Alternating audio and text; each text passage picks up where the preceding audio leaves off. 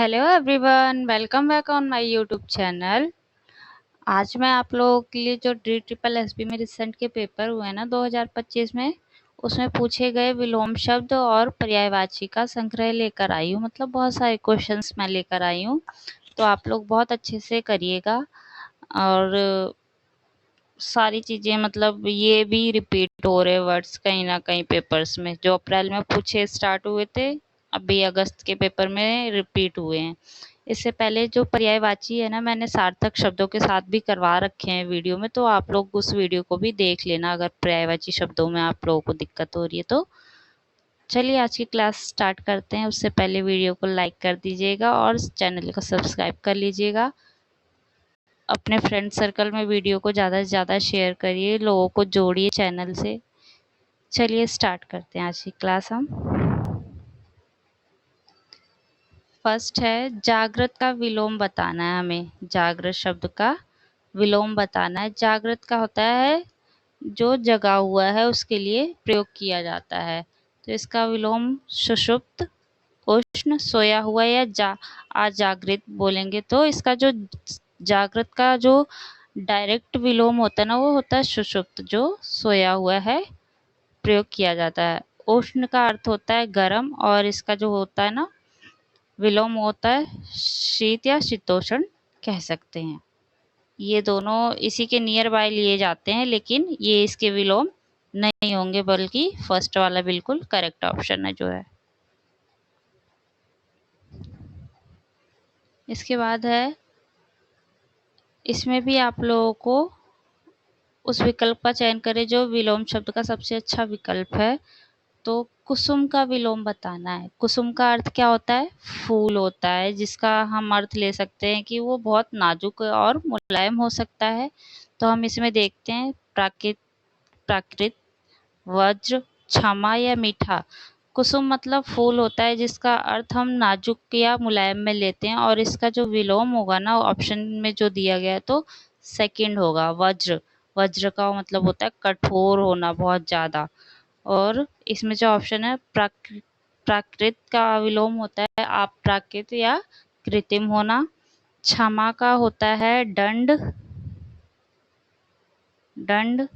मीठा का क्या होता है? मीठा होना, कड़वा होना। ये इसका विलोम हो जाएगा। इसके बाद है, निम्नलिखित प्रश्न में 4 विकल्पों में से उस विकल्प का चयन करें जो विलोम शब्द का सबसे अच्छा विकल्प है। तो कृपण का बताना है। कृपण होता है, कृपण का अर्थ होता है ना जो बहुत ज्यादा कंजूस हो। कंजूस के लिए बोला जाता है, जो पैसे ही नहीं खर्च करना चाहता है, कंजूस है, उसको कृपण बोला जाता है। तो इसका जो विलोम बताना है वो क्या होगा? कड़ा, शुक्ल, पुष्ट या उदार। तो ऑप्शन नंबर 4 बिल्कुल करेक्ट होगा। कृप कृप- कृपण का जो होता है कंजूस, और उदार का होता है जो व्यक्ति बहुत उदार हो, मतलब सबको देता फिरता हो, दान देता हो, जो जो भी उसको जरूरत हो उसको देता हो। तो करेक्ट ऑप्शन 4 है। कड़ा, कड़ा का होता है कठोर होना, तो इसका नरम हम कर सकते हैं शुक्ल। शुक्ल होता है जो सफेद को बोला जाता है, इसका जो विलोम होता है वो होता है कृष्ण। कृष्ण जो है वो काले अर्थ में प्रयोग किया जाता है।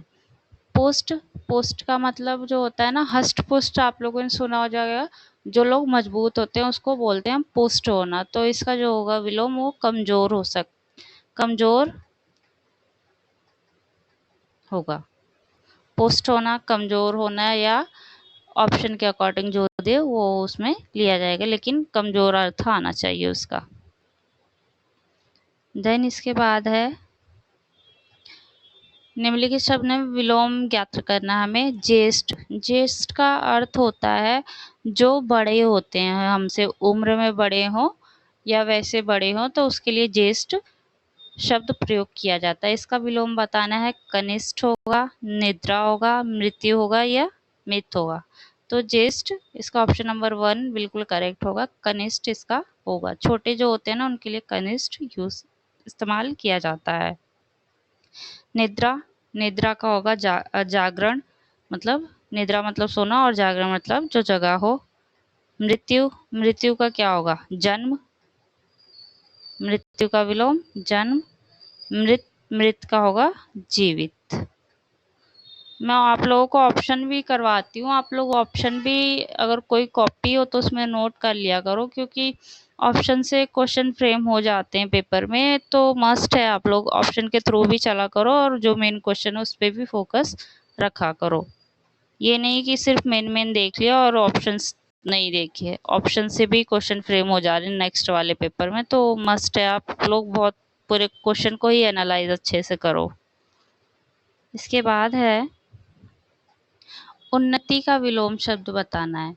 उन्नति का होता है किसी की तरक्की होना या प्रगति होने को हम उन्नति कहते हैं। उन्नति का क्या होगा, पतन होगा, नूतन होगा या अवनति होगा या प्रगति होगा। तो उन्नति का जो डायरेक्ट विलोम यूज करते हैं ना, अवनति।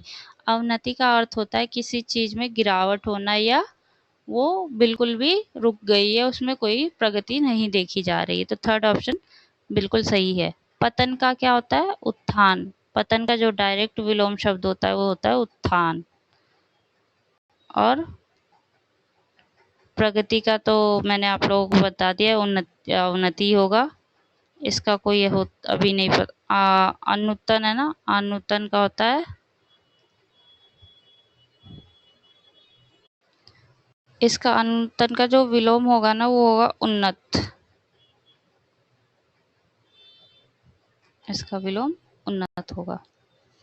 देन इसके बाद है निम्नलिखित शब्द में ज्येष्ठ का विलोम बताना है। ज्येष्ठ का कनिष्ठ है, ये रिपीट हुआ इसलिए मैंने ऑप्शन क्वेश्चन में भी रिपीट किया, तो इसका कनिष्ठ हो जाएगा। और ये बहुत बार ना सिर्फ DSSS भी नहीं, बहुत सारे पेपरों में पूछा जाता है, KVS NVS जो भी हो ना पेपर, उनमें बहुत पूछा जाता है ज्येष्ठ का क्या होगा, कनिष्ठ। जहाँ भी हिंदी आती है वहाँ पूछा ही जाता है, मोस्टली देखती हूँ मैं। इसके बाद है पर्यायवाची शब्द चुनना है। नुकसान, नुकसान का पर्यायवाची क्या होगा, तो पाहन, वासव, हानि या पयोद। तो नुकसान का क्या होता है, जब हमें कोई सी चीज का नुकसान हो जाता है तो हम क्या बोलते हैं, हमें हानि हो गई। करेक्ट ऑप्शन हमारा थर्ड होगा। पाहन का अर्थ होता है पत्थर का पर्यायवाची है। वासव जो है इंद्र जी का नाम है, तो ये इंद्र जी का पर्यायवाची है ये, इसका होता है पत्थर। और पयोद का अर्थ होता है बादल, मतलब ये बादल का पर्यायवाची पयोद होता है। लेकिन जो ऑप्शन है वो थर्ड बिल्कुल करेक्ट है क्वेश्चन के अकॉर्डिंग। देन इसके बाद आपका है, इस तरीके से भी क्वेश्चन फ्रेम हो रहा है, ये मैंने अभी देखा है किसी पेपर में आया हुआ है, तो देख लेना आप लोग बहुत अच्छे से। थोड़ा टाइम टेकिंग हो जाएगा एग्जाम टाइम पे, लेकिन पहले से प्रैक्टिस करके जाइए। निम्नलिखित में से किस एक वाक्य में थामना प्राय प्रयोग नहीं किया गया है, मतलब थामने शब्द का पर्यायवाची प्रयोग नहीं किया गया है। तो वाक्य देखते हैं हम। सभी जरूरतमंदों को सहारा देना चाहिए, सभी बच्चों को संभालना बड़ा मुश्किल काम है, भारत ने इस बार भी विश्व कप जीत लिया, चोर को पकड़ने के लिए पुलिस को बड़ी मेहनत हुई। तो इसमें जो थामना का अर्थ है ना, इसमें तो हो रखा है सहारा देना, बच्चों को संभालना और पकड़ना, ये थामने के पर्यायवाची हैं, सहारा, संभालना, पकड़ना। लेकिन जो ऑप्शन थर्ड है ना वाक्य, इसमें एक सहारा, थामने का कहीं भी पर्यायवाची प्रयोग नहीं किया गया है। इसके बाद है दिए गए विकल्पों में से कुचक्र शब्द के उचित पर्यायवाची शब्द का चुनाव करना है। कुचक्र, कुचक्र का हमें पर्यायवाची देखना है। कुचक्र का मतलब होता है किसी के लिए ना, जब हम मतलब किसी के लिए जब बुरा सोच के उसके लिए कोई योजना बनाते हैं, प्लानिंग करते हैं, एक तरीके से जब षड्यंत्र षड्यंत्र रचा जाता है, षड्यंत्र करते हैं किसी के लिए, तो उसे हम कुचक्र कहते हैं। ये षड्यंत्र का हो सकता है। इसका पर्यायवाची हो जाएगा जो सुचक्र, अंतचक्र, तोष या अभिसंधि। तो करेक्ट ऑप्शन जो होगा फोर्थ होगा। अभिसंधि का मतलब भी वही होता है कि किसी के लिए बुरी मंत्रणा करना या योजना बनाना या किसी के लिए बुरा प्लानिंग करना। और ये भी नहीं होगा, ये भी नहीं और ये भी नहीं होगा।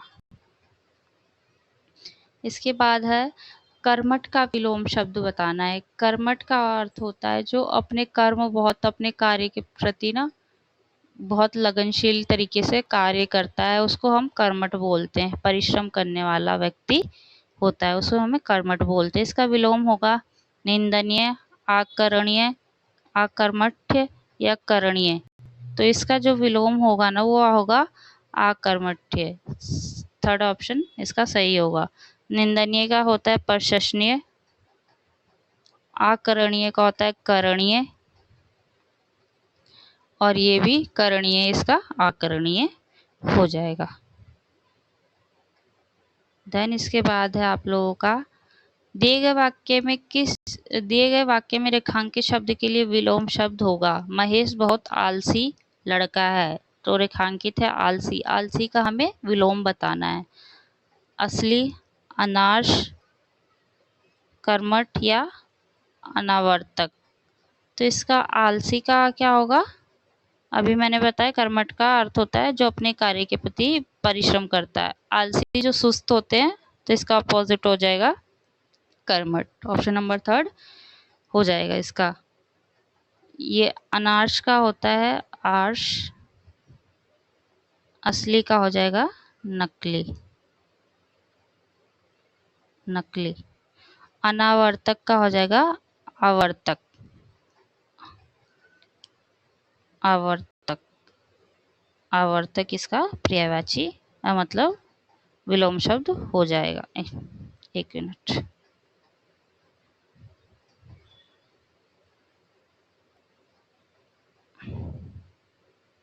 आवर्तक इसका विलोम हो जाएगा। इसके बाद है आप लोगों का क्रोध का पर्यायवाची बताना है। क्रोध का पर्यायवाची कोप, समज्ञा, कर्कश या रोध।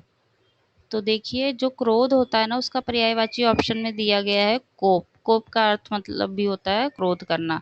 समज्ञा का अर्थ होता है समझना या ज्ञान। कर्कश का अर्थ होता है मतलब किसी की आवाज जो हमें बहुत कर्कश लगती है, जो हमें दुखी दे जाए, कर्कश हो, तीखी हो, उसके लिए ये प्रयोग किया जाता है, बोली में प्रयोग किया जाता है, मतलब जैसे बोला जाता है। इसके बाद रौद्र, रोध का होता है रुकावट आना। रुकावट आना, किसी अवरुद्ध होना कोई कार्य, उसके लिए प्रयोग किया जाता है। इसके बाद है आपका शालीन का विलोम क्या है? शालीन, शालीन का अर्थ होता है विनम्र व्यक्ति, जो सभ्य हो और दूसरों का बहुत आदर करता हो, बहुत शालीनता के साथ जवाब देता हो, बहुत ही शांत तरीके में लिया जाता है इसका अर्थ। तो इसका विलोम बताना है संतोष होगा, विषम होगा, धृष्ट हो गया, सरस होगा। तो इसका जो विलोम होगा ना वो धृष्ट होगा। धृष्ट का जो होगा ना, धृष्ट का मतलब होता है जो एक तरीके से अविनम्र व्यक्ति होता है, जिसमें अपने आप पे काबू नहीं रहता, उसके लिए प्रयोग किया जाता है। और यही होगा संतोष, असंतोष, विषम का होता है सम, सरस, सरस का असरस हम ले सकते हैं। ठीक है। और कई बार ना ऑप्शन के अकॉर्डिंग ही हमें विलोम शब्द चुनने पड़ते हैं। जो अर्थ दिया जाता है उसमें कई बार शब्द वैसे डायरेक्ट नहीं दिया गया होता है, तो हमें ऑप्शन के अकॉर्डिंग देखना पड़ता है। सब जो खेल है ना वो शब्दों के अर्थों का है। अगर किसी शब्द का अर्थ आपको नहीं पता है तब गलती हो सकती है, अगर अर्थ पता है तो आप इजीली कर सकते हैं इनको। इंग्लिश और हिंदी दोनों में ही यही चीज़ मैंने नोटिस करी है। शब्दों के अर्थ पता है ना तो सब कुछ पॉसिबल है, हम सारे क्वेश्चन के आंसर कर सकते हैं, चाहे वन वर्ड हो या विलोम शब्द हो, सिनोनिम्स, एंटीनम्स, स्पेलिंग्स हो, सब कर सकते हैं हम लोग। इसके बाद देखिए पालतू शब्द का विलोम बताइए। पालतू का विलोम बताना है हमें, क्या होगा? वफादार, जंगली, आदिमानव या अछूत। तो पालतू जो घर में पाला जाता है इसका विलोम होगा जंगली, जो घर से बाहर मतलब जंगल में रहता है, उसका विलोम हो जाएगा वफादार का हो जाएगा गद्दार, इसका विलोम गद्दार। आदि मानव का हम आधुनिक मानव कह सकते हैं।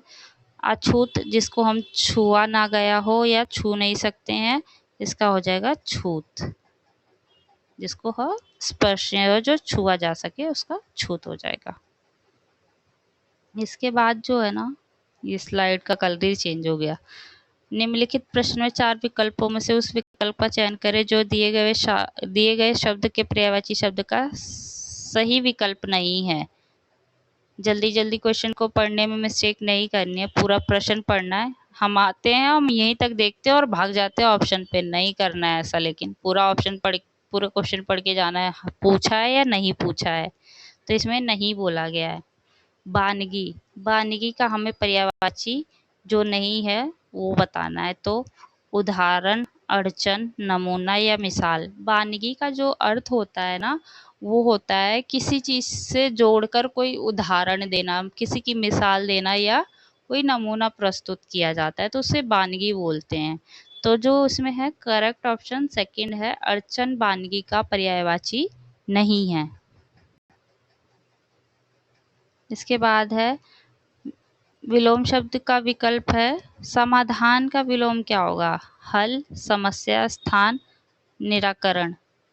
तो जो समाधान मतलब किसी चीज का सॉल्यूशन हो गया, हल हो गया, और इसका जब विलोम देंगे तो हम करेक्ट ऑप्शन सेकंड होगा। समस्या होगी समाधान होगा, समाधान होगा समस्या होगी, विलोम शब्द हो जाता है। इसके बाद हम देख सकते हैं पर्यायवाची शब्द का विकल्प नहीं है, उस विकल्प का चयन करें जो दिए गए शब्द के हैं। इसमें भी नहीं बताना है। क्षमता, इसमें आप लोग 4th में लिख लो अक्षमता, अक्षमता लिख लो।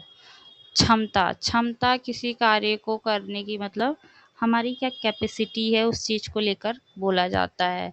क्या हमारी क्षमता है, क्या हमारा सामर्थ्य है, क्या हम उस चीज को करने में काबिल हैं या नहीं, उस संदर्भ में प्रयोग किया जाता है ये क्षमता शब्द। क्षमता होता है लगन होना, सामर्थ्य होना या योग्यता होना या अक्षमता। तो नहीं बताना था तो करेक्ट हो जाएगा 4th वाला, क्योंकि ये तीनों ही क्षमता के ही पर्याय हैं।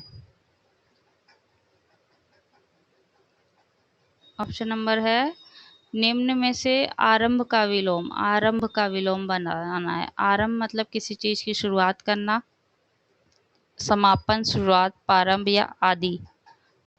तो इसका होगा ऑप्शन फर्स्ट। आरंभ किसी चीज की शुरुआत और समापन किसी चीज का अंत करना। शुरुआत का समापन, प्रारंभ का भी अंत, और आदि का इति हो जाता है।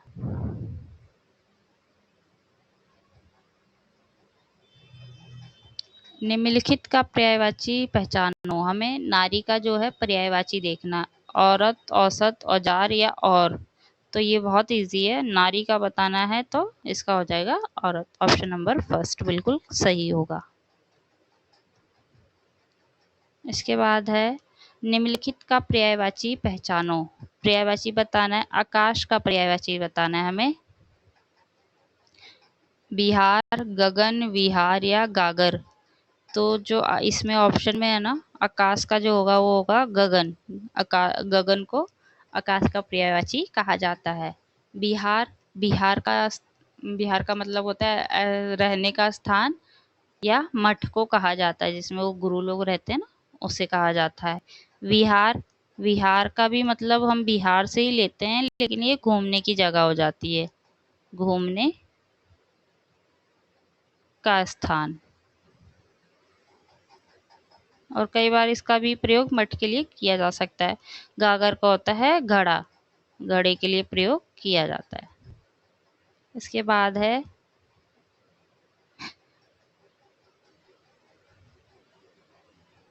ये नहीं आएगा, ये गद्यांश था उसमें से, लगता है इन्होंने कॉपी करते टाइम गलती कर दी।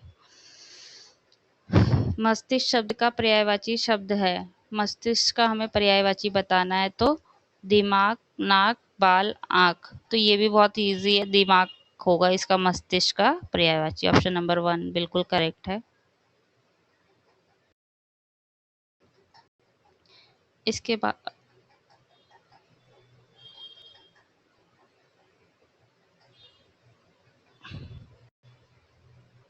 इसके बाद जो है ना, दिए गए वाक्य में रेखांकित शब्द के लिए पर्यायवाची होगा। पर्यायवाची देखना है। मेरे हाथों में यश नहीं है, पर्यायवाची बताना है यश का। तदबीर, प्रसिद्धि, अर्ज या भनुजा। तो यश का जो ऑप्शन में दिया है ना, प्रसिद्धि होना, मेरे हाथों में प्रसिद्धि नहीं है। ये तदबीर का जो अर्थ होता है ना, किसी चीज के लिए कोई युक्ति होना या कोई तरीका उसके लिए प्रयोग किया जाता है। अर्ज होता है, अर्जी सुना है ना आप लोगों ने, तो उसी अर्ज प्रार्थना करना, प्रार्थना करना। भनुजा एक नाम है। करेक्ट ऑप्शन सेकंड होगा हमारा। देन इसके बाद विष्णु का पर्यायवाची शब्द है विष्णु जी के लिए नारायण, गिरीश, विवर या भूतेश। तो विष्णु जी को नारायण शब्द का पर्यायवाची सेम है, विष्णु और नारायण जी सेम है। गिरीश हो गया और भूतेश हो गया, ये दोनों जो है ना शिव जी के पर्यायवाची हैं, शिव जी के पर्यायवाची हैं। और जो विवर होता है ना, इसका अर्थ होता है बिल या गुफा के लिए यूज किया जाता है ये पर्यायवाची में। इसके बाद है आप लोगों का सुलभ का विलोम बताना है। सुलभ होता है जो आसानी से हमें मिल जाए या प्राप्त हो जाए। दुर्मति, दुर्लभ, दुर्गति या शिखर। तो इसमें इसका विलोम होगा दुर्लभ। दुर्लभ का होता है जो कठिनाई से, बहुत कठिन से मिलता है। दुर्गति, दुर्मति, इनके जो अर्थ होते हैं ना, ये जो है ना दुर्मति, मति आ रहा है ना, तो मति का अर्थ होता है बुद्धि। दुर्मति लग गया है तो इसका होता है बुरी बुद्धि। क्या होता है? बुरी बुद्धि। दुर्गति का अर्थ होता है बुरी दशा। चोट, और शिखर जो होता है वो चोटी होता है, मतलब किसी चीज के जो ऊंचाई होती है ना पहाड़ों की, उसको हम शिखर के उसमें लेते हैं। इसके बाद है आपका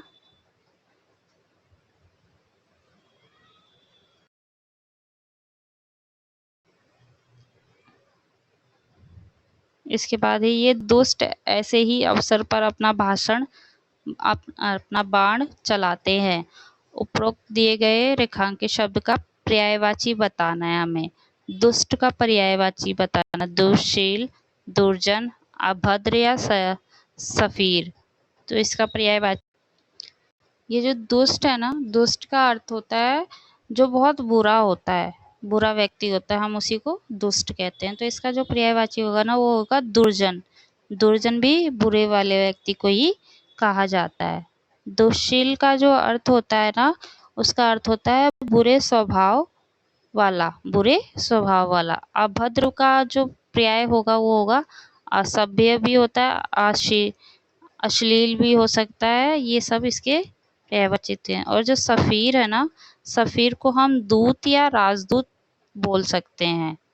दूत या राजदूत का पर्यायवाची जो सफीर का प्रयोग किया जाता है। ये आज आप लोगों की क्लास थी जिसमें मैंने विलोम शब्द और पर्यायवाची करवाया है। ये आपका फर्स्ट पार्ट था। इसके बाद मैं आप लोगों के लिए सेकंड पार्ट भी लेके आऊँगी अभी। अच्छे से आप लोग करिएगा। कोई भी डाउट हो तो आप लोग मुझसे कमेंट करके पूछ सकते हैं। Thank you.